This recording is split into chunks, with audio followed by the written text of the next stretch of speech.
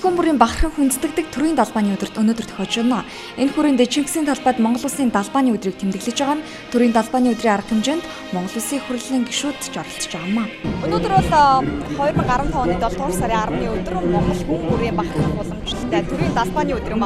Яг одоо Чингисийн талбай дээр төрийн далбааны өдөрт зориулсан арга хэмжээ яг миний ард бол төрийн далбааны өдөрт зориулсан хүндэтгэлийн жагсаал явж байна. ертөнцийн умард өмнөд төл гямлаа оргил сансрын уудам олимпи төв дэлхийн урлаг спортын дэвжээнэ Монголын төрийн алтан соён далбаа мандаж байдаг нь ард түмэн улсын маань үнд бахархал болдог гэдгийг зочид онцолж байсан юм а.